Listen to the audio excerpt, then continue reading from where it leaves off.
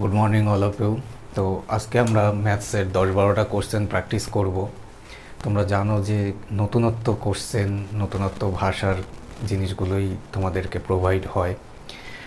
দেখো, এই যে সদ্য প্রকাশিত হলো বেঙ্গল পুলিশ কনস্টেবলের রেজাল্ট, তো এখানে বহু আমাদের অনলাইন অফলাইন ছেলেমেয়ে পাশ করেছে এবং যথেষ্ট ভালো স্কোর করেছে। তাদের স্কোর দেখে যতটা না আনন্দিত হচ্ছি, তার থেকে বেশি আমার খারাপ লাগছে, যদিও বা কিছু সংখ্যক ছেলে মেয়েদের যেটা 2-1-4 নম্বরের জন্য যেটা আনসাকসেসফুলি হচ্ছে, তাদেরকে দেখে আরও বেশি খারাপ লাগছে।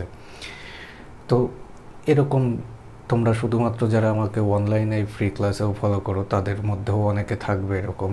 তো মন খারাপ করার কোনো কিছু প্রয়োজন নেই। দেখো, এটা একটা বাস্তব সত্য কথা তোমাদের বলছি যে আমাদের স্টেট গভর্নমেন্টে প্রেজেন্ট সিচুয়েশান যেটা কী হচ্ছে না, সমস্ত দরজাগুলো বন্ধ। যেমন পিএসসি বলো, স্কুল সার্ভিস বলো, এসএলএসটি বলো বা আদার্স যেসব কম্পিটিটিভ এক্সামসগুলো হয়ে থাকে, সমস্ত দরজাগুলো বন্ধ। এবার তুমি ভাবো, একটা বাড়িতে যদি একটাই ঢোকার দরজা হয় এবং হিউজ পরিমাণ যদি তোমার অতিথি ইনভিটেশন করো, তাহলে কি হবে? একটা দরজায় গ্যাদারিংটা বেশি হবে, স্বাভাবিক ব্যাপার। তো এখানেও সেম জিনিসটা হচ্ছে। কীরকম? সমস্ত চাকরির দরজা যখন এই বর্তমান সিচুয়েশন অনুযায়ী একটা টাইম লিমিট পর্যন্ত যেটা বন্ধ, একটা দরজা খোলা, পুলিশ রিক্রুটমেন্ট বোর্ড। তো সমস্ত এই ধরনের ক্যান্ডিডেটগুলো পিএসসির বলো, স্কুল সার্ভিস বলো বা আদার্স কম্পিটিশনের বলো, সবাই ফর্মটা ফিল আপ করে পরীক্ষা দিয়েছে, যথেষ্ট স্কোর তারা আপডেট দিয়েছে। এবার যখনই তুমি পরীক্ষায় তাদের সঙ্গে বিট করতে পারলে না, তুমি একটা ডিজার্ভিং ক্যান্ডিডেট হয়ে তুমি পরীক্ষাটায় পাশ করতে পারলে না।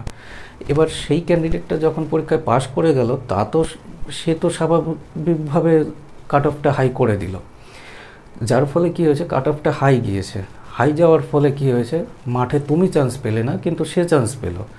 কিন্তু মাঠটা ডিসাইড করবে যে তোমাকে পরবর্তী সুযোগটা আসছে, কারণ ওই পিএসসির ক্যান্ডিডেটটা কিন্তু মাঠ সম্পর্কে অতটা পারদর্শী না যতটা তুমি।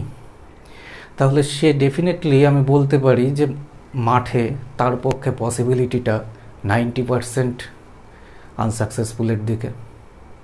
যার ফলে মাঠ যখনই হবে, যত টাইমস এখন বর্তমানে ডেকেছে পুলিশ রিক্রুটমেন্ট বোর্ড, তোমার মতন ডিজার্ভিং ক্যান্ডিডেটকে সুযোগ দেবে। তোমরা প্র্যাকটিস করতে থাকো, চালিয়ে যাও। আমি বলছি প্র্যাকটিসটা অন্তত চালিয়ে যাও। কেন কি, এই কাট অফটা হাই যাওয়ার পেছনে এই একটাই লজিক আছে যে স্বাভাবিকভাবে কাট অফটা হাই হয়েছে, কিন্তু যখনই তারা মাঠে সুইটেবল ক্যান্ডিডেটগুলো পাবে না, স্বাভাবিকভাবে কাট অফটা ডাউন করে দিয়ে নেক্সট যত ক্যান্ডিডেট তাদের প্রয়োজন তাদেরকে সেই সুযোগটা দেবে।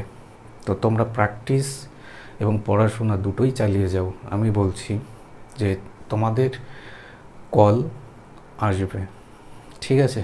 তো আপকামিং মেইনসের জন্য প্রিপেয়ার্ড হয়ে যাও। যারাই সাকসেসফুলি ফার্স্ট টাইমই হয়ে গেলে, তারা যথেষ্ট ভালো প্রোগ্রেসে আছো। আর যাদেরই 2-4 নম্বরের জন্য হয়ে ওঠেনি, মনে করছো, যে তারা প্র্যাকটিসটা চালিয়ে যাও। তোমাদের মাঠ তোমরা করতেই পারবে, এটা শুধু বলবো। তো চলে আসি আমরা কোশ্চেন। দেখো, কোশ্চেন নাম্বার 1 কি বলা আছে। ফার্স্ট কোশ্চেন দেখো, যদি এপি অ্যারিথমেটিক প্রোগ্রেশন বা তোমাকে একটা সিরিজ এপি তোমার ভাবতে হবে না, তুমি এপি সম্পর্কে অতটা পারদর্শী নয়, ঠিক আছে? একটা সিরিজ 148 থেকে শুরু হলো, তারপরে 146, তারপরে 144, 142, এভাবে চলছে। তো এই সিরিজটার গড় দেওয়া রয়েছে 125। তাহলে সিরিজটাতে কতগুলো সংখ্যা ব্যবহৃত হয়েছে আমাদের ফাইন্ড করতে হবে। তো যখনই এই ধরনের কোশ্চেনগুলো আসে তোমাদের পরীক্ষার হলে, ম্যাক্সিমাম জায়গায় আমি দেখেছি, অনেক ক্লাসের কমেন্টসেও তো পাই, এ বড় টিচার না সে বড় টিচার। কেউ কোনো বড় টিচার বা বড় জায়গায় থাকে না, যে যার নিজের জায়গায় নিজের সময় মতন চলতে থাকে। এবার তারাও যদি তোমাকে এই কোশ্চেনগুলো ফর্মুলা বেসড শেখায়, তাহলে তোমাকে ভুল ডিরেকশানে যাচ্ছ। যার কারণে এপি সিরিজটা ফর্মুলা বেসডই করাটা আমাদের জন্য সুইটেবল না। তা সেক্ষেত্রে কী হবে, কনসেপ্টটা আমাদের মাথায় নিতে অসুবিধা হবে, কারণ ফর্মুলা মুখস্থ জিনিসটাই খুব খারাপ। 148 থেকে শুরু হয়েছে, আমি দেখতে পাচ্ছি 148-এর পরে 146, তারপরে কমতে থাকছে। এবার সর্বশেষতম টার্মটা যদি আমরা পাই, তারপরে কতগুলো সংখ্যা ব্যবহৃত হয়েছে, কারণ আমরা বুঝতে পারছি এক্ষেত্রে জোড় সংখ্যা 2-এর করে ডিফারেন্স, তারপরে 144, 2-এর ডিফারেন্স, মানে 48, 46, 44 এভাবে চলছে, তাই তো? তাহলে জোড় সংখ্যার সিরিজ, কিন্তু লাস্ট কোন পর্যন্ত গিয়েছে সেটা আমাদের ফাইন্ড করতে হবে। গড় যদি 125 হয়, যে কোনো সিরিজের যদি গড় 125 হয় এবং তাদের ডিফারেন্স যদি সমানভাবে চলে, তাহলে প্রথম সংখ্যার শেষ সংখ্যার যোগফল কত হবে? গড়ের দ্বিগুণ করে দেব, তাহলে 125 2 250। তাহলে প্রথম আর শেষ সংখ্যার যোগফল হচ্ছে 250, যেখানে একটা সংখ্যা প্রথম হোক আর শেষ সংখ্যা হোক 148। তাহলে 250 থেকে যদি 148 মাইনাস করে দাও, বাকি আরেকটা সংখ্যা যেটা আমাদের যোগ হয়ে 250 হয়েছে, সেই সংখ্যাটা কত? 102। তাহলে এইখানে যে সংখ্যাটা শেষ হবে সেই সংখ্যাটা কত? 102। আমাদের 102 বের করতে বলেনি ভাই, আমাদের কি বের করতে বলেছে? আমাদের বলেছে যে টোটাল কতগুলো সংখ্যা ব্যবহার হয়েছে। তাহলে 102, তুমি 100 কথাটা বাদ দিয়ে দাও প্রত্যেকটার থেকে। মনে করো 2 থেকে শুরু হয়েছে, কত পর্যন্ত গিয়েছে? 48 পর্যন্ত। তাহলে এটা একটা জোড় সংখ্যার সিরিজ। তাহলে সর্বশেষ সংখ্যাটা এক্ষেত্রে 48। আর জোড় সংখ্যা মানে আমি কি বলি? 2n। কেন বলি তার জন্য আবার ডিপ নলেজ দরকার। তাহলে 2n মানে হচ্ছে জোড় সংখ্যা, সেটা মানে 48। তাহলে 2 দিয়ে কেটে দাও 24। তাহলে n মানে নাম্বার, তাহলে কতগুলো সংখ্যা? 24টা। আর এটাই হচ্ছে আমাদের এই কোশ্চেনের উত্তর, অপশন নাম্বার বি। স্টেপগুলো কিন্তু ফর্মুলা বেসড নয়, কিন্তু কি লজিক্যালি তুমি করতে পারো, ভাবতে পারবে, এবং একটা আমি মনে করি যে একটা জিরো লেভেলের ক্যান্ডিডেটও এই ধরনের কোশ্চেনগুলো সে ইজিলি নিতে পারবে। নেক্সট কোশ্চেনে আসি, দেখো আরও কোশ্চেন নাম্বার 2। একটি এপি এর প্রথম 14টি পদের যোগফল 1050 এবং এর প্রথম পদ হলো 10। 20তম মেয়াদ খুঁজুন, মানে 20th টার্মটা ফাইন্ড করতে হবে। এবার এই কোশ্চেনটাও তোমার SN = n/2 2a plus n-1 × d। এই ফর্মুলা তো তুমি মাথায় রাখতে পারবে না, আর ফর্মুলা মাথায় নিয়ে কত দূর পর্যন্ত চলবে?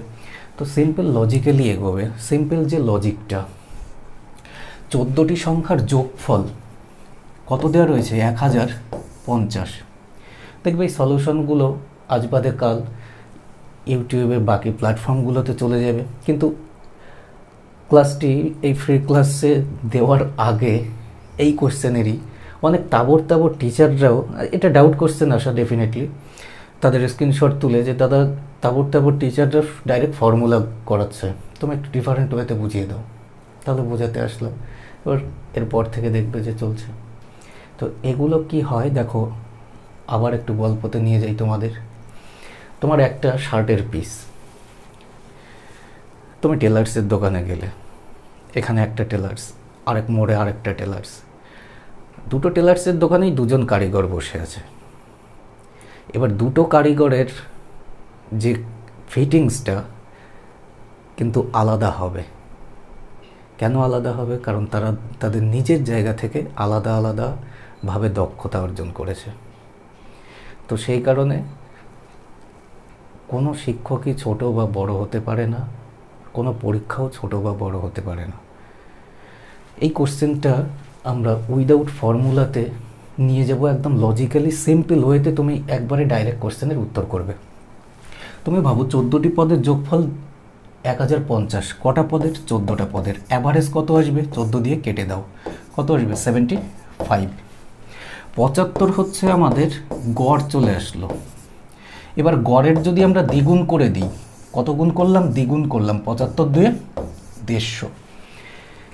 গড়ের দ্বিগুণ করার অর্থ কি? একটা সিরিজের যদি অ্যারিথমেটিক প্রোগ্রেশনে থাকে, বা তাদের তুমি অ্যারিথমেটিক প্রোগ্রেশন বাদ দাও, যদি প্রত্যেকটা টার্মের, একটা টার্ম থেকে আরেকটা টার্মের ডিফারেন্স যদি সেমভাবে চলে, সাপোজ 2, 3, 5, 7 এভাবে বা 6 এরকম যা ডিফারেন্স চলবে সেম ডিফারেন্স ওয়েতে চলে, তাহলে মাথায় রাখবে যে গড়ের দ্বিগুণ করার পরে যে ভ্যালুটা পাবো এটা হচ্ছে যোগফল। কিসের যোগফল? যে কোনো দুটো টার্মের যোগফল, হয় প্রথম টার্মের সঙ্গে লাস্ট টার্ম, না হয় ফার্স্টের দিক থেকে সেকেন্ড টার্ম হলে লাস্টের দিক থেকেও সেকেন্ড টার্ম, যে কোনো দুটো টার্মের যোগফল। এবার দেখো বলে দেওয়া রয়েছে প্রথম পদ 10, ফার্স্ট টার্মটা যদি 10 হয় আর লাস্ট টার্মটা কত পাবো আমরা, তাহলে এটা হচ্ছে দুটো টার্মের যোগফল। তাহলে এখান থেকে যদি 10 মাইনাস করি তাহলে 140 যেটা, সেটা সিরিজটার লাস্ট টার্ম। তাহলে আমাদের দেওয়া রয়েছে ফার্স্ট টার্ম কত, 10, সিরিজটাতে টোটাল কতগুলো টার্ম ইউজ হয়েছে, 14টা। তাহলে 14তম টার্মটা কত পেলাম আমরা, 140। এবার তুমি ভাবো প্রথম সংখ্যাটা 10, 14তম সংখ্যায় গেলাম 140, 10 গুণ করে বাড়ছে, আমাদের 20তম টার্ম বের করতে বলেছে। তাহলে 20তম টার্মের সঙ্গেও 20-র সঙ্গে 10 গুণ করে দেবো 200, লজিক্যালি বুঝতে পারলে? তাহলে 200 হয়ে যাবে 20তম টার্মটা। প্রথম সংখ্যাটা 10, 14তম সংখ্যা পেলাম আমরা 140, তাহলে 20তম টার্মটা 200। তুমি যদি এভাবেও পারদর্শী না হও, সাপোজ ভ্যালুটা তুমি বুঝে উঠতে পারলে না, সেক্ষেত্রেও কোনো ইস্যু নেই। দেখো কিভাবে এগোবে। সিরিজটা ছিল 14তম পর্যন্ত, 14th, ফার্স্ট টার্মটা 10 দেওয়া রয়েছে, 14তম টার্ম আমরা পেলাম 140। পার্থক্য কত কত করে যাচ্ছে সেটা যদি বের করতে পারি আমরা এই ভ্যালুটা বের করতে পারবো। 14 থেকে ফার্স্ট টার্ম মাঝখানে কটা টার্ম ইউজ হয়েছে, 13টা। 13টা টার্মের জন্য ভ্যালুর ডিফারেন্স কত চলে এসছে, 140 থেকে 10 বাদ দাও 130। তাহলে 13টার ডিফারেন্সের জন্য 130 ডিফারেন্স হয়েছে, কত গুণ বেড়েছে, 10 গুণ করে বেড়েছে। অর্থাৎ প্রত্যেকটা টার্মের সঙ্গে আরেকটা টার্মের পার্থক্য 10 করে গিয়েছে। এক্ষেত্রে 20 থেকে 14 পার্থক্য কত, 6।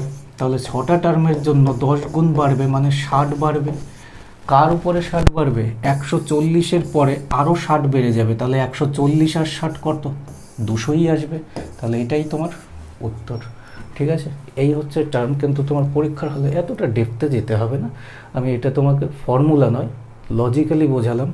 তুমি কি করবে, যে কোনো হয় যদি ফার্স্টের সঙ্গে নাও তাহলে লাস্টের যোগফল হবে অ্যাভারেজের দ্বিগুণ, যদি ফার্স্টের থেকে সেকেন্ড টার্মটা নাও তাহলে লাস্টের থেকেও সেকেন্ড টার্মের যোগফল হবে অ্যাভারেজের দ্বিগুণ। এইভাবে সিরিজটা চলে। ঠিক আছে, এটাই হচ্ছে লজিক। নেক্সট কোশ্চেনে আসো। Question number 3। একটি মিশ্রণে 80% অ্যাসিড এবং বাকিটা জল। মিশ্রণের কত অংশ তুলে নিয়ে সমপরিমাণ জল মেশালে মিশ্রণে অ্যাসিড এবং জলের অনুপাত 4:3 হবে। এই টাইপের কোশ্চেনগুলো খুব ইম্পর্টেন্ট। এবার আমাদের কোর্সেরই একটা ছেলে, সে বলেছিল দাদা এটা একটু ডেপথ নলেজ দাও আর একটু, তো যার কারণে এটা এই ছোট্ট ক্লাসেই নিয়ে আসলাম কোশ্চেনটা। দেখো 80% যদি অ্যাসিড থাকে, টোটাল যদি মিশ্রণ আমি 100% ভাবি, বাদ বাকি 20% নিশ্চয়ই জল হবে। তাহলে 80 আর 20-র রেশিওটা বা অনুপাতটা আমরা কত পাবো, 4:1। তাহলে আমরা যদি দেখি অ্যাসিড অনুপাত ওয়াটার কত পাবো, 4:1। আর এখন অ্যাসিড আর জলের অনুপাত কত হয়েছে, 4:3। এবার এখানে দেখো আমি একটা টাইমের পরে কি করেছি, জল মিশিয়েছি। তাহলে অ্যাসিডের পরিমাণ তো আমার সমান থাকবে, তাহলে অ্যাসিড আগেও 4 লিটার এখনও 4 লিটার, কোনো ইস্যু নেই। কিন্তু জলের পরিমাণ কত বেড়ে গেছে, জলের পরিমাণ 1 থেকে 3 2 বেড়ে গেছে। জলের পরিমাণ 2 লিটার বাড়ার পরে আমার মিশ্রণের পরিমাণ কত হয়েছে, 4 আর 3 7 লিটার। তাহলে জল 2/7, মানে মিশ্রণ আমার 7 লিটার, তার মধ্যে জল আমি 2 লিটার মিশিয়েছি। তাহলে 7 লিটারের মধ্যে 2 লিটার অর্থাৎ 2/7। অপশন নাম্বার বি হয়ে যাবে আমাদের উত্তর। ঠিক আছে, এই ছোট্ট কথার ভিতরেই কনসেপ্টটা লুকানো। আমার অ্যাসিডের পরিমাণ সমান থাকবে, কারণ ওই কন্ডিশনের পর থেকে কোন কন্ডিশন পরবর্তী সময় আসছে শুধু এইটুকু ভাবো। আমি জল মিশিয়েছি, জল মেশানোর পরে আমার এখন এখানে তো একটা মিশ্রণের পরিমাণ রয়েছে, এই মিশ্রণ দিয়ে আমার কি হবে? কোনো কিছু হবে, কারণ এর পরে আবার আমি মিশিয়েছি 2 লিটার জল। তাহলে 2 লিটার জল মেশানোর পরে স্বাভাবিকভাবে এইখানে মিশ্রণের পরিমাণটা বেড়ে গেছে। তাহলে কত বেড়ে গেছে? 4 আর 3 7 লিটার এখন মিশ্রণের পরিমাণ। তাহলে 7-এর মধ্যে 2 লিটার আমি জল বাড়িয়েছি, তাহলে 2/7। এই হচ্ছে ডাইরেক্ট কোশ্চেনের উত্তর করবে। এবার তোমাকে কনসেপ্টটা একটু ক্লিয়ার করে দিচ্ছি। দেখো মূল ব্যাপার কি। 4:1 অনুপাতে এই পাত্রে অ্যাসিড আর জল আছে। এই পাত্র থেকে আমি কি করেছি না, ফার্স্ট টাইম মিক্সচার, মাথায় রাখবে আমি কিছুটা মিশ্রণ তুলে নিয়েছি। এবার মিশ্রণ তুলে নেওয়ার পরেও পাত্রে 4:1 অনুপাতেই অ্যাসিড আর জল পড়ে থাকবে। জল পড়েও আছে, যে অনুপাতে ছিল সেই একই অনুপাতে থাকবে। ওর থেকে যদি সিরিঞ্জ থেকে ল্যাবরেটরিতেও 1 ফোঁটা নিয়ে যাও, তাতেও ওই অনুপাতটা কি দেখাবে? 4:1ই দেখাবে। এবার কি করেছি, 4:1 অনুপাতে আছে, থাকার পরে এক্ষেত্রে আমি কি করেছি? জল অ্যাড করেছি, শুধুমাত্র ওয়াটার অ্যাড করেছি।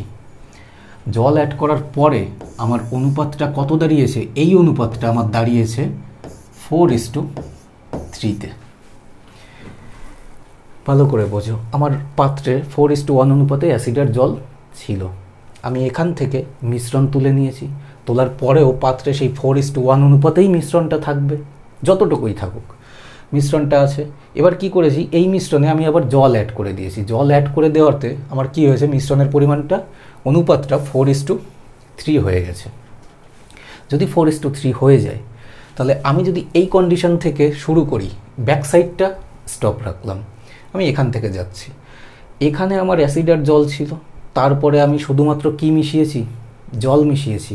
তাহলে অ্যাসিডের পরিমাণটা একই থাকতে হবে। তাহলে অ্যাসিড এখানে 4 লিটার, এখানেও 4 লিটার। ব্যালেন্স যখনই কমপ্লিট একই আছে, তাহলে ব্যালেন্স এক্সট্রা করতে হলো না। তাহলে জল দেখো 1 থেকে 3 2 বেড়ে গেছে, জল 1 থেকে 3 2 বেড়ে গেছে। এবার তুমি লজিক্যালি ভাবো, আমি এক্ষেত্রে যতটা মিক্সচার তুলেছি, মিশ্রণ তুলেছি, ততটা এক্ষেত্রে জল আমি অ্যাড করে দিয়েছি। তাহলে আমার শুরুতে পাত্রে যত লিটার মিশ্রণ ছিল, এই লাস্ট পজিশনে গিয়ে ঠিক তত লিটারই মিশ্রণ হয়ে গেল। তাহলে আমি ব্যাক সাইড থেকে আবার এই শুরুতে যাব না যে আমার শুরুতে কতটা মিশ্রণ ছিল। আমি কি করব, পুরো লাস্টের স্টেপটাই ধরে নেব যে এখানেই মিশ্রণটা টোটাল কতটা হচ্ছে, ততটাই আমার মিশ্রণ বা ক্যাপাসিটি। ক্লিয়ার? এই হচ্ছে মূল লজিক। একই ব্যাপার। এটাই এত বড় থিওরিটিক্যাল তো তুমি করতে যাবে না পরীক্ষার হলে, তোমার লজিকটা মাথায় রাখতে হবে, বাকি মাথায় রেখে তোমার কোশ্চেন অ্যাটেন্ড করতে হবে। নেক্সট কোশ্চেনে আসি। Question number 4। 50 জন শিক্ষার্থীর একটি ক্লাসে 10 জন ফেল করেছে এবং তাদের গড় নম্বর 28। টোটাল ক্লাসটিতে 50 জন শিক্ষার্থী আছে, 10 জন ফেল করেছে। ফেল করা শিক্ষার্থীদের গড় নম্বর 28 দেওয়া রয়েছে। পুরো ক্লাসের মোট নম্বর 2800। পাশ করেছে তাদের গড় নম্বর হলো, এবার যারা পাশ করেছে তাদের গড় নম্বর কত আমাদের বলতে হবে। দেখো এখানে একটা গড় নম্বর দেওয়া রয়েছে, আমাদের বেরও করতে হবে গড়ে, উত্তরটাও বের করতে হবে গড়ে, কিন্তু এটা অ্যাকচুয়াল নাম্বারে দেওয়া রয়েছে। 2 ধরনের ক্যান্ডিডেট পাওয়া যাবে এই কোশ্চেনটা অ্যাটেন্ড করার জন্য। 1, 28-এর সঙ্গে 10 গুণ করে টোটাল স্কোর বের করবে। টোটাল স্কোর থেকে এই স্কোরটা বাদ দেবে, বাদ দেওয়ার পরে তারপরে আবার ডিভাইড করবে। এটা হচ্ছে ফার্স্ট যারা মোটামুটি এক্সপার্ট হচ্ছে, এক্সপার্টের দিকে যাচ্ছে আর বেসিক থেকে শিখছে, তাদের হচ্ছে অ্যাটেন্ড করার রুল এটা। আর যারা মহান এক্সপার্ট তারা কি করবে, এই কোশ্চেনটাই অ্যালিগেশনে ফেলে দেবে। কারণ আমার এটাও গড়ে দেওয়া রয়েছে, জাস্ট এটাকে যদি গড়ে ফেলে দিই, ইজিলি ব্যাপার গড়ে ফেলে দেওয়া, আমার উত্তরটাও গড়ে চলে আসবে। দেখো আমার টোটাল শিক্ষার্থী হচ্ছে 50 জন, 50 জনের টোটাল স্কোর হচ্ছে 2800। তাহলে গড় বের করা ইজি রুল, শূন্যর সঙ্গে শূন্য কাটবো, এই 5 দিয়ে ভাগ করবে না, কি করবে, 28 ভ্যালুটা আছে, 28 দুগুণে কত 56, তাহলে 28 দুগুণে 56 আর 0 বসিয়ে দাও। এবার নিচে 5 আমি দ্বিগুণ করলাম, 5-এর দ্বিগুণ মানে 10, তাহলে এক ঘর আগে দশমিক মানে শূন্যটা কেটে গেল, তাহলে অ্যাভারেজ 56 টোটাল। এবার যদি আমি দেখি যে পাস আর হচ্ছে ফেল, দুই ধরনের শিক্ষার্থী। ফেল যারা করেছে তাদের গড় নম্বর কত? 28। ফেল করা শিক্ষার্থীদের গড় নম্বর 28, পাস করা শিক্ষার্থীদের বের করতে হবে দুটো মিলে গড় কত হয়েছে? 56। ফেল করা শিক্ষার্থীর সংখ্যা কতজন? 10 জন। 10 জনই তো দেওয়া রয়েছে না, 10 জন ফেল করেছে। টোটাল শিক্ষার্থী কতজন? 50 জন। আচ্ছা তুমি আমাকে বলো, 50 জনের মধ্যে যদি 10 জন এখানে ফেল করে, তাহলে এখানে পাস করেছে আর কতজন? 40 জন। এই তো হিসাব। যদি আমি অনুপাত করি, 10 দিয়ে 40কে কতবার যাবে? 4:1, তাই তো? তাহলে 4:1 পেলাম। অর্থাৎ যদি ফেল একজন করে, পাস টোটাল কতজন করবে? 4 জন করবে। এবার তুমি ভাবো যে 28, 56, যদি এই অ্যালিগেশনের রুলটা 56 থেকে 28 আমরা বাদ দিই, কত পাবো? 28 পাবো।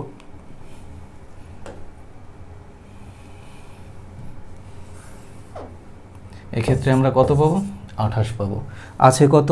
4, অনুপাতের দিক থেকে 4 আছে, তাহলে 4-এর মানে এক্ষেত্রে 28, কত গুণ বাড়তি? 7 গুণ। তাহলে 1-এর মানে এক্ষেত্রে কত গুণ বাড়বে? 7 গুণ বাড়বে, মানে 7। এবার তুমি ভাবো, কি ভাববে? 56 থেকে এই ভ্যালুটা ছোট ছিল, তাহলে 56 থেকে এই ভ্যালুটা বড় হবে। কত বড় হবে যে পার্থক্য 7 পাবে? তাহলে 7 আর 6 13, 63 বসিয়ে দাও। আর এই 63 হচ্ছে তোমার উত্তর, অপশন নাম্বার বি। বোঝা গেল? তাহলে অ্যালিগেশনে এক্সপার্টাইজ হয়ে যাও, যে কোনো কোশ্চেনে অ্যালিগেশন তুলে দাও। নেক্সট কোশ্চেনে আসি। Question number 5।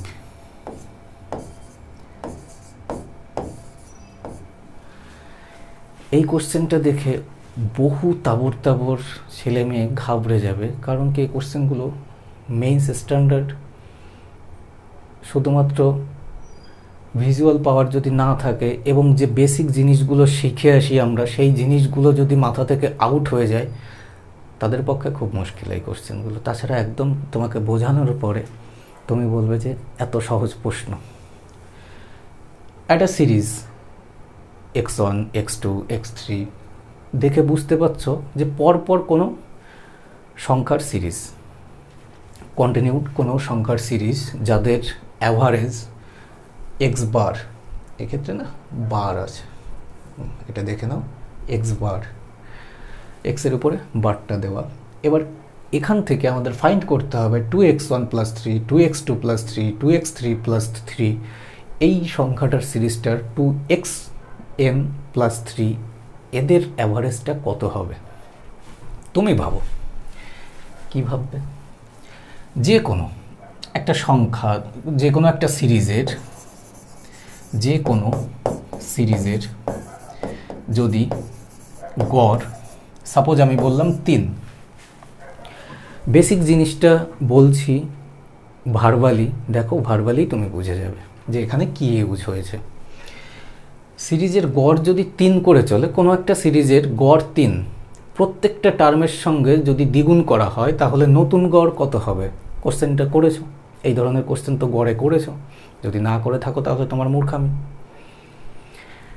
কি বললাম? একটা সিরিজের গড় 3, যদি সিরিজটার প্রত্যেকটা সংখ্যাকে দ্বিগুণ করা হয়, তাহলে সিরিজটার নতুন গড় কত হবে?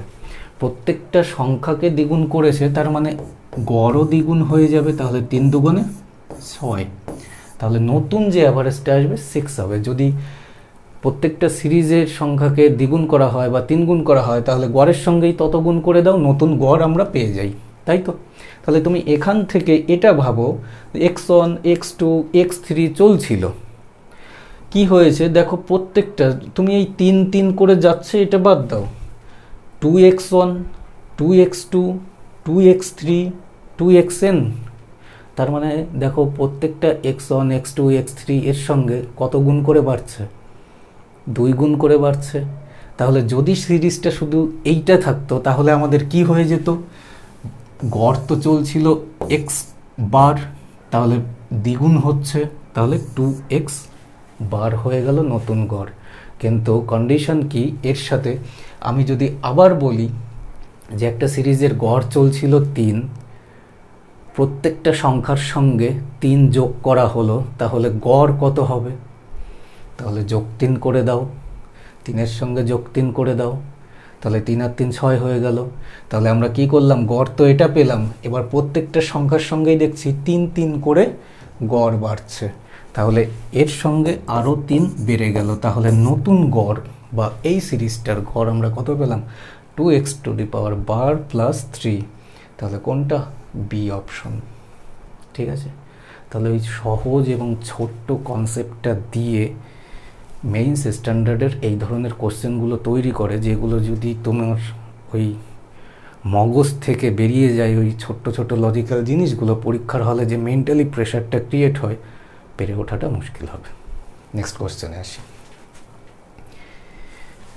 আচ্ছা, নেক্সট কোশ্চেন আসার আগে এটা একটা বিগ অ্যানাউন্সমেন্ট।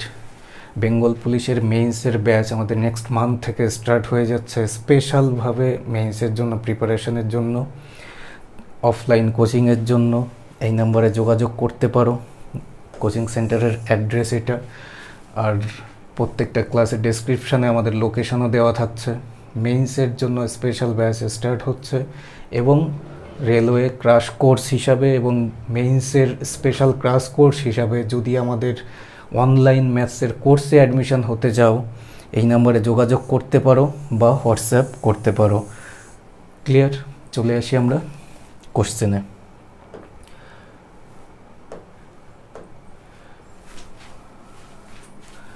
Question number 6।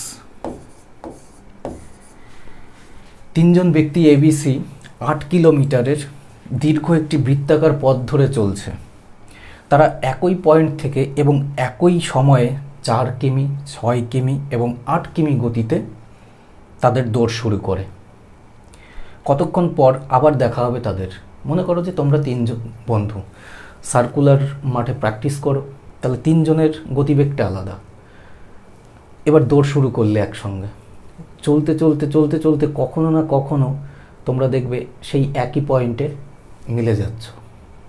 এবার সেটাই আমাদের ফাইন্ড করতে হবে যে কতক্ষণ পর এখানে তোমার দেখে বুঝতে হবে এটা কি কতক্ষণ পর, মানে আমাদের টাইমের কথা বলছে। টাইমের কথা যখন বলছে 4 কিমি, 6 কিমি এবং 8 কিমি গতিতে দৌড় শুরু করে, এটা স্পিড দেওয়া রয়েছে, তাই তো? তাহলে টাইম বের করার রুল কি? Distance by speed. আমরা জানি স্পিড, টাইম অ্যান্ড ডিস্টেন্সে জানি যে টাইম বের করার রুল হচ্ছে ডিস্টেন্সকে যদি আমরা স্পিড দ্বারা ভাগ করি তবে গিয়ে আমরা টাইম পাই। তাহলে ডিস্টেন্স আমাদের 8 কিলোমিটার। এ, বি, সি 3 ব্যক্তি। এ ব্যক্তিও 8 কিলোমিটার চলেছে, বি ব্যক্তিও সেই 8 কিলোমিটার ট্র্যাক, সি ব্যক্তিও 8 কিলোমিটার। ডিস্টেন্স তো প্রত্যেকের সেম, কিন্তু কি হয়েছে না, এ ব্যক্তির গতিবেগ হচ্ছে 4, বি ব্যক্তির গতিবেগ হচ্ছে 6 আর সি ব্যক্তির গতিবেগ হচ্ছে 8। তাহলে ডিস্টেন্সকে স্পিড দিয়ে ভাগ করছি, টাইম পাচ্ছি কত এক্ষেত্রে? 2 ঘন্টা। আর এর টাইমটা কত পাবো? 4/3 ঘন্টা। এর টাইমটা কত পাবো? 1 ঘন্টা। এবার আমাদের মূল লক্ষ্য কি? এলসিএম, লসাগু। যখনই এই ধরনের কোশ্চেনগুলো, যেমন ধরো এর পরের কোশ্চেনটা আসবে বেল, যে এত এত ঘন্টা পর পর প্রত্যেকটা বাজে, তাহলে একসঙ্গে কখন বাজবে? তো এই ধরনের কোশ্চেনগুলো কি এলসিএম বেসড বা লসাগু। তাহলে এদের লসাগু কত পাবো? দেখো 2, 4/3, 1। এই একটা কোশ্চেনে যিনি কোশ্চেনটা তোমার পরীক্ষার হলে দেবেন, মাথায় রাখতে হবে তার মূল টার্গেটটা কি। তুমি রেস অ্যান্ড গেমসের কনসেপ্টটা জানো কি না, আর এই কোশ্চেনটার ভিতরে তুমি ভগ্নাংশের লসাগু গসাগুটা বের করাটা পারছো কি না। তাহলে একটা কোশ্চেন দিয়ে তোমাকে 2টো চ্যাপ্টার জাজ করে দিল সে, ঠিক আছে? তো ভগ্নাংশের আমাদের কি বের করতে হবে? লসাগু, অর্থাৎ এলসিএম। ভগ্নাংশের ক্ষেত্রে কি না, লবগুলোর লসাগু বাই হরগুলোর গসাগু। তাহলে লব 2, 4, 1, লসাগু কত পাবো 4। আর হর বলতে 2-এর নিচে 1, 4-এর নিচে 3, 1-এর নিচে 1, তাহলে 1, 3, 1, এদের গসাগু কত পাবো 1ই পাবো। তাহলে আলটিমেটলি 4 পাচ্ছি। তাহলে 4 ঘন্টা পর তারা একসঙ্গে মিলিত হবে। এবার এত এত গতিবেগে তারা 4 ঘন্টায় একটানা দৌড়েই যাবে মেলার জন্য। ভাবতে পারছো 4 ঘন্টা একটানা দৌড়াতে হবে, তবে গিয়ে তারা মিলবে। নেক্সট কোশ্চেনে আসি। কোশ্চেন নাম্বার 7, যথাক্রমে 2, 4, 8, 12 মিনিটের ব্যবধানে 4টি বেল বাজে। তারা যদি সকাল 11টায় একসঙ্গে বাজতে শুরু করে, কোন ব্যবধানের পরে তারা একসাথে বাজবে, মানে এর পরের কোন টাইমে একসঙ্গে বাজবে, এবং 8 ঘন্টার মধ্যে কতবার তারা একসঙ্গে বাজবে সেটা ফাইন্ড করতে হবে। তো অপশনসে শুধুমাত্র 8 ঘন্টার মধ্যে কতবার তারা একসঙ্গে বাজবে সেই অপশনটা পাবো, কিন্তু ওই কোন সময়ে গিয়ে বাজবে সেই অপশনটা এখানে দেওয়া নেই সাথে। যাই হোক, দেখে নাও তারা একসঙ্গে কত কত মিনিটের মধ্যে। দেখো এক্ষেত্রে মিনিটে ইউনিটটা দেওয়া রয়েছে, এটা ঘন্টায়। কখনো কোথাও কোথাও দেখবে যে সেকেন্ডে দেওয়া থাকে, তো ইউনিটটা কিসে দেওয়া রয়েছে সেটাও দেখাটা জরুরি। 2, 4, 8, 12 মিনিট অন্তর একত্রে, অর্থাৎ এত মিনিট পর পর তারা বাজছে। এবার 8-এর মধ্যে দেখো 2ও আছে, 4ও আছে, তাই তো আছে, 12-র মধ্যেও আছে।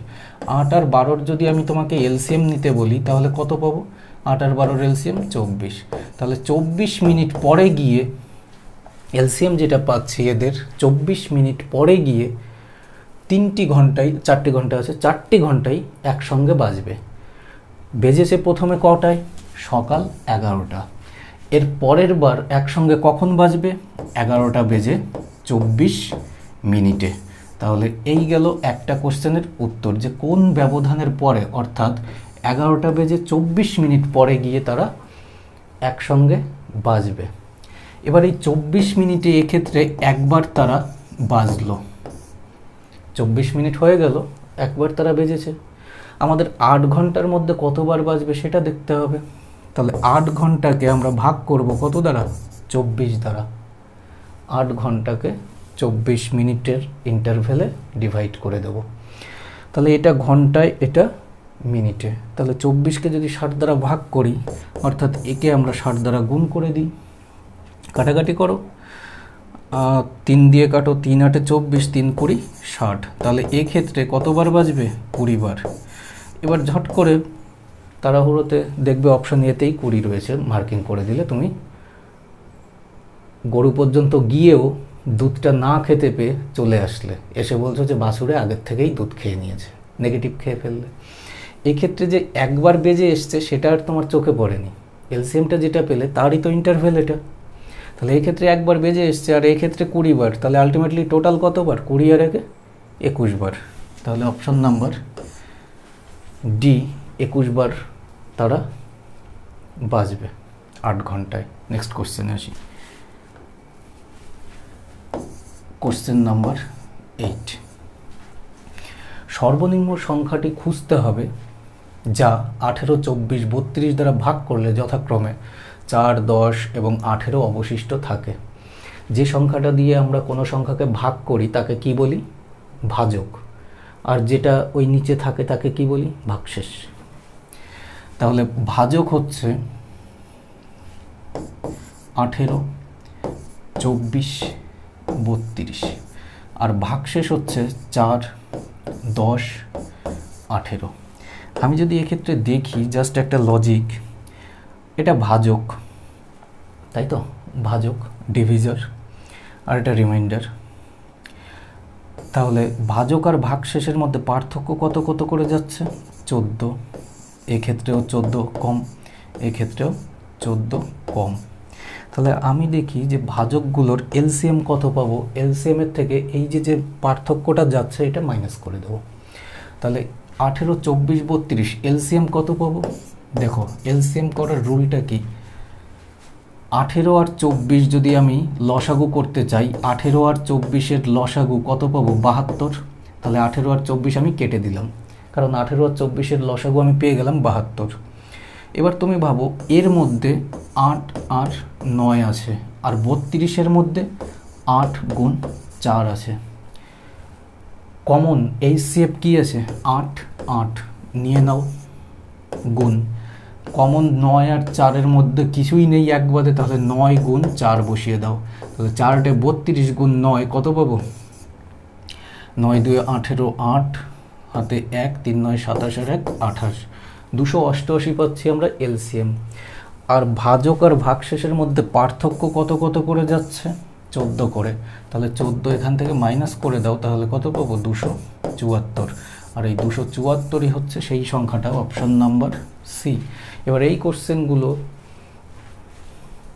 সামান্য এই কটা স্টেপ যদি করো 5 থেকে 10 সেকেন্ডের মধ্যে অ্যান্সার করতে পারলে, কিন্তু যদি তুমি অপশন হিটে যাও তাহলে তোমার অনেকটা টাইম ওয়েস্ট হবে। নেক্সট কোশ্চেনে আসি। Question number 9। একটি আয়তক্ষেত্রের ক্ষেত্রফল এর দৈর্ঘ্য এবং প্রস্থের যোগফলের 15 গুণ। কোশ্চেনটা দেখো, একটি আয়তক্ষেত্রের ক্ষেত্রফল এর দৈর্ঘ্য এবং প্রস্থের যোগফলের 15 গুণ। সেই মাঠের দৈর্ঘ্য 40 মিটার হলে সেই ক্ষেত্রের প্রস্থ কত? এবার আলটিমেটলি রুল কি, তুমি ভাবো যে লেন্থ যদি x হয় আর ব্রেথ প্রস্থ যদি y হয়, কি বলেছে যে ক্ষেত্রফল মানে এরিয়া, এদের যোগফল কত? x প্লাস y তার 15 গুণ। এবার এখান থেকে তারপরে তোমার সলিউশনে এগোতে হবে, বা 40-40 হাবি ধরে করতে এগোতে পারো। এবার এই কোশ্চেনগুলো তুমি যদি লসাগু গসাগুর আমাদের ফ্রি ক্লাস দেখো, ওখান থেকেও কিছুটা কনসেপ্ট পেয়ে যাবে যে দাদা এখানে কোন কনসেপ্টটা ইমপ্লিমেন্ট করে দিয়ে বেরিয়ে গেল উইদিন 2 সেকেন্ড উত্তর। কত গুণ দেওয়া রয়েছে? 15 গুণ দেওয়া রয়েছে। 15কে আমরা যদি ফ্যাক্টর করি 3 5 15। আচ্ছা ভাই বলো তো, যে কোনো ক্ষেত্রের দৈর্ঘ্য আর প্রস্থের মধ্যে কার লেন্থটা বড় হয়? দৈর্ঘ্যের বড় হয়। তাহলে 3 আর 5-এর মধ্যে কোনটা দৈর্ঘ্য হবে তোমার দেখে মনে হচ্ছে? 5। তাহলে দৈর্ঘ্য ক্ষেত্রে কত দেওয়া রয়েছে? 40। তাহলে 5-এর থেকে কত গুণ বেশি? 8 গুণ বেশি। তাহলে 3-এর সঙ্গে সেই 8 গুণ বাড়িয়ে দাও, 3 8 24 হয়ে যাবে তোমার প্রস্থ। Option number C. ঠিক আছে, কোনো রকম ওই আমার লেন্থ ইন্টু ব্রেথ দিয়ে কোনো দরকারই নেই, ইস্যু এখানে উঠবেই না। ঠিক আছে, নেক্সট কোশ্চেনে আসি। Question number 10। একটি আয়তক্ষেত্রের দৈর্ঘ্য এবং পরিধির অনুপাত 5:18। এর দৈর্ঘ্য এবং পরিধির অনুপাত, পরিধি মিন্স পরিসীমা, এর দৈর্ঘ্য প্রস্থের অনুপাত কত হবে? দেখো লেন্থ অনুপাত পেরিমিটার কত দেওয়া রয়েছে? 5:18। এবার আমাদের বের করতে হবে লেন্থ ইস টু ব্রেথ। তুমি ভাবো আয়তক্ষেত্রের পরিসীমার রুল কি? 2 ইন্টু দৈর্ঘ্য প্লাস প্রস্থ। তাহলে একে যদি আমরা 2 দ্বারা আগে কাটাকাটি করি কত পাবো? 9 পাবো। তাহলে 9 যেটা, সেটা হচ্ছে লেন্থ আর ব্রেথের যোগফল। তাহলে লেন্থ আমাদের কত দেওয়া রয়েছে? 5। তাহলে 5-এর সঙ্গে আর কত যোগ করলে 9 পাবো? 4। তাহলে লেন্থ হচ্ছে 5 যোগ প্রস্থ হচ্ছে 4, 5:4। অপশন নাম্বার সি হয়ে যাবে আমাদের উত্তর। ঠিক আছে, নেক্সট কোশ্চেনে আসি। Question number 11। যদি একটি টাওয়ারের শীর্ষে স্থাপিত 6 মিটার উঁচু একটি পতাকা ভূমি বরাবর 2√3 মিটার ছায়া উৎপন্ন করে, তাহলে সূর্য মাটি থেকে যে কোণটি উৎপন্ন করেছে সেটা আমাদের ফাইন্ড করতে হবে। তো হাইট অ্যান্ড ডিস্টেন্স বা লম্ব উচ্চতার কোনো রকম ওই ট্যান সাইন কসের কোনো প্রয়োজন নেই। আমরা ডিগ্রি ভ্যালু থেকে ইজিলি যেটা লেন্থ ভ্যালুতে পৌঁছাতে পারি, আর লেন্থ ভ্যালু থেকে ইজিলি ডিগ্রি ভ্যালুতে পৌঁছাতে পারি। দেখো এই হচ্ছে ডায়াগ্রামটা। এবার হাইট অ্যান্ড ডিস্টেন্স বোঝার আগে আমাদের কিছুটা হলেও নলেজ লাগে মেনজুরেশনের। উঁচু কত মিটার? 6 মিটার হাইট, আর ভূমি থেকে এটা লেন্থটা কতটা? 2√3 মিটার। এবার আমরা যদি এক্ষেত্রে রেশিও করে দিই, দেখো 2 দিয়ে যদি একে কাটি 3 বার, আর 3 আর √3 মধ্যে রেশিও 3, দুটো √3 মাল্টিপ্লাই হয়ে 3 হয়েছে, তাহলে √3 দিয়ে যদি 3কে কাটি, এক্ষেত্রে √3 পড়ে থাকবে আর এক্ষেত্রে 1 পড়ে থাকবে, তাই না? তাহলে √3 অনুপাত 1, তাহলে এই অ্যাঙ্গেলটার মান আমরা কত পাবো? √3 কত ডিগ্রির অপোজিটে হয়? 60 ডিগ্রি। ব্যাস, তাহলে 60 ডিগ্রি অপশান নাম্বার এ হয়ে যাবে আমাদের অ্যান্সার, জাস্ট এইটুকু। ঠিক আছে, নেক্সট কোশ্চেনে আসি। কোশ্চেন তো আর নেই, কিন্তু 11টা কোশ্চেন মাত্র। সব কটা কোশ্চেন কি সলিউশন হয়েছে জাস্ট একটু দেখে নিই। আচ্ছা আচ্ছা, ঠিক আছে, এটা তাহলে 12 নম্বর করে দিই। কোশ্চেন নাম্বার 12, এই কোশ্চেনটা স্কিপ হয়ে গেছে। একটি ঘনকের পৃষ্ঠের ক্ষেত্রফল 726 বর্গ সেন্টিমিটার। ঘনকের আয়তন কত হবে সেটা বের করতে হবে। ঘনক মানে কি? কিউব। একটা কিউবের সারফেস এরিয়া 726 বর্গ সেন্টিমিটার, ঘনকের আয়তন কত হবে সেটা ফাইন্ড করতে হবে। এবার ঘনকের আয়তনের ফর্মুলাটা আমার মাথায় আসছে কিছুটা, যে কিউব কিউব, আর এটাই কিউব। ঘনক মানেই কিউব, তাহলে আয়তন মানেও কিউব, মানে ঘন সংখ্যা আসতে হবে। এবার চোখের দেখায় তুমি যদি অপশানগুলো দেখো, 1331 একটা ঘন সংখ্যা, তাহলে চোখ বন্ধ করে অপশানে মার্কিং করে দাও। তোমার কোশ্চেন জানতে হবে না, ফর্মুলাও জানতে হবে না, জাস্ট এই বেসিক জিনিসগুলো থাকলে পরেও কিন্তু বেরিয়ে আসে মেনজুরেশনে। যদি তুমি ওয়েতে সলিউশনে যাও, ঘনকের পৃষ্ঠের ক্ষেত্রফল, তাহলে আমার ঘনকের সাইড দরকার। এবার সারফেস এরিয়ার ফর্মুলা কি? 6 ইন্টু বাহু স্কোয়ার, তাহলে 6a স্কোয়ারেরটা দেওয়া রয়েছে 726। 6 দিয়ে যদি কাটো, 6 × 12 72, 6 × 6, তাহলে এ স্কোয়ার মানে হচ্ছে 121, তাহলে এর মান কত আসবে? √121 মানে 11, অর্থাৎ ঘনকের প্রত্যেকটা সাইডের মান হচ্ছে 11। তাহলে আয়তন মানে কি? বাহু কিউব, তাহলে 11-এর কিউব করে দেবে, কত পাবে? 1331। তাহলে এটাই হচ্ছে উত্তর।